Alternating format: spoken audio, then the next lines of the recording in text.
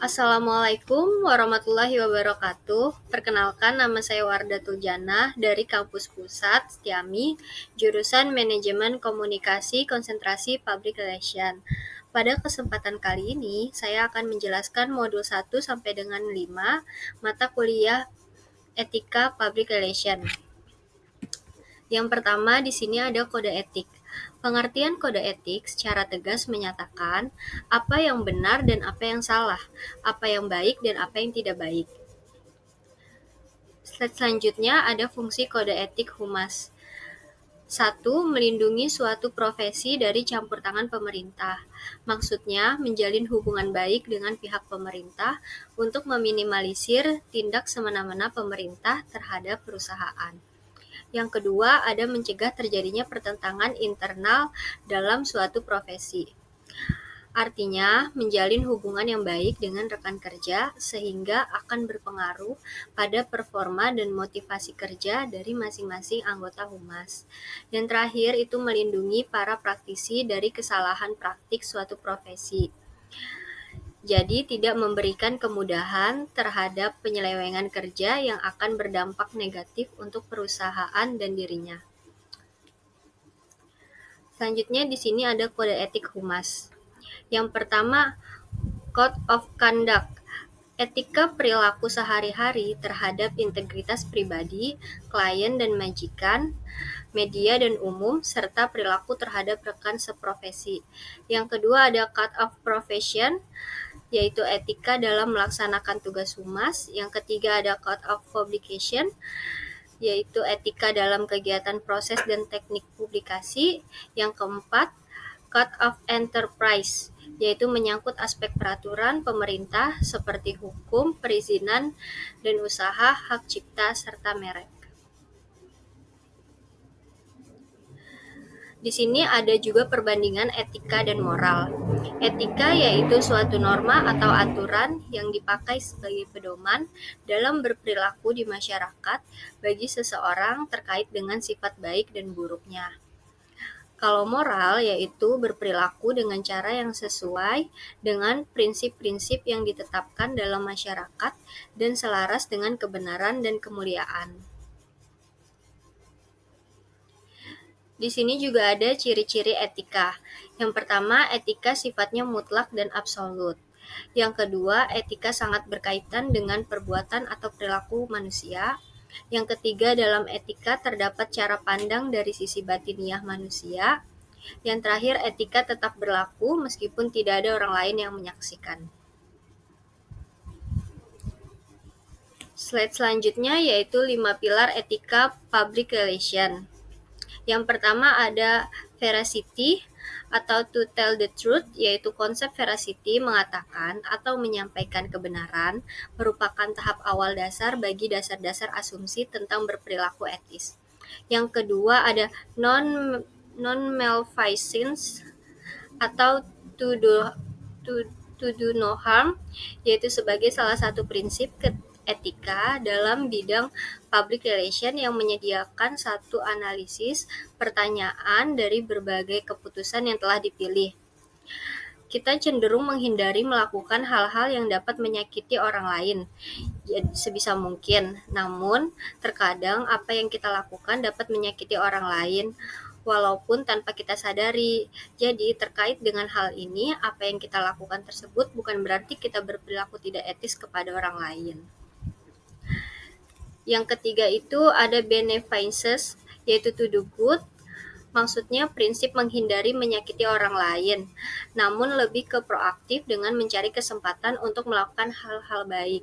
Contohnya ketika mengembangkan program dengan hubungan komunitas, dengan cara mencari sponsor untuk kegiatan amal yang merupakan kegiatan tersebut itu dapat memberikan kebaikan bagi publik. Yang keempat ada confidentiality atau no respect privacy, yaitu menghormati wilayah pribadi orang lain dengan tetap menjaga kerahasiaan informasi, merupakan salah satu sifat pengambilan keputusan etis terkait dengan fungsi komunikasi publik. Karena pengambilan keputusan yang etis tidak dapat dilakukan jika tidak diimbangi dengan tindakan nyata. Yang terakhir ada fairness, to be fair and socially responsible, Responsible, yaitu konsep fairness, keadilan, dan tanggung jawab sosial untuk saling menghormati setiap individu dan masyarakat agar keputusan yang kita ambil adil bagi semua pihak.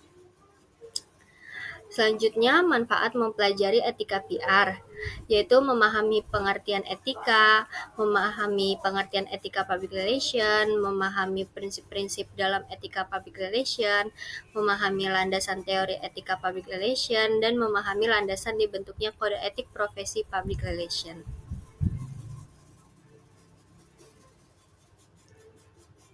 Teori etika PR. Menurut Gruning, para profesional public relation mengalami berbagai permasalahan etis, baik berupa pengambilan keputusan secara individu maupun perilaku profesional mereka.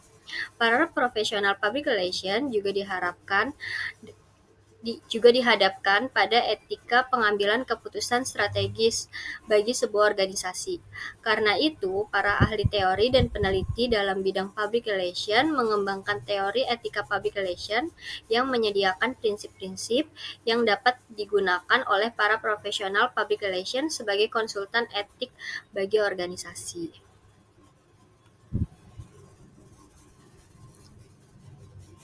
Selanjutnya, yaitu pentingnya memahami etika humas.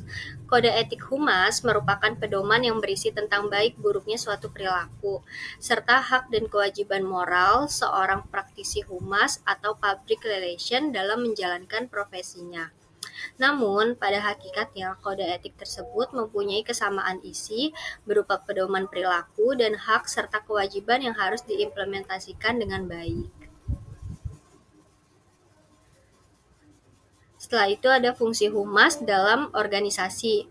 Yang pertama, membina hubungan harmonis antara organisasi dengan publik internal dan eksternal organisasi.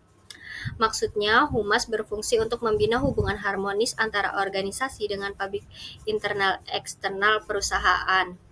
Jadi, publik internal adalah semua elemen dalam organisasi, sedangkan publik eksternal adalah pihak luar organisasi atau masyarakat dan konsumen.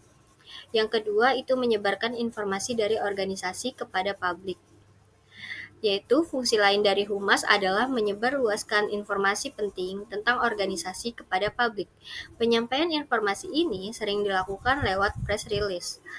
Yang ketiga, memberi nasihat kepada orang petinggi organisasi demi kepentingan umum. Humas juga berfungsi untuk memberi nasihat kepada petinggi organisasi, khususnya mengenai suatu kondisi atau situasi yang sedang dihadapi. Nasihat ini berupa saran yang diharapkan mampu membuat petinggi organisasi mengambil keputusan bijak. Yang terakhir, bagaimana PR mengatasi krisis masa depan perusahaan? Pertama, membuat analisis tren masa depan serta akibatnya bagi organisasi. Kedua, melakukan riset pendapat, sikap, serta harapan publik terhadap organisasi. Ketiga, menciptakan serta membina komunikasi dua arah antara organisasi dengan publik yang didasarkan pada kebenaran serta informasi yang utuh. Keempat, mencegah konflik serta salah pengertian. Kelima, mengusahakan untuk memperoleh laba yang maksimal. Keenam, memberi saran atau masukan tentang tindakan yang perlu dilakukan organisasi untuk menghadapi situasi atau kondisi tertentu.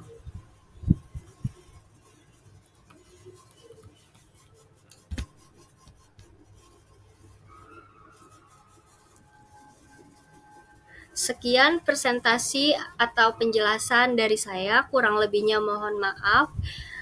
Wassalamualaikum warahmatullahi wabarakatuh.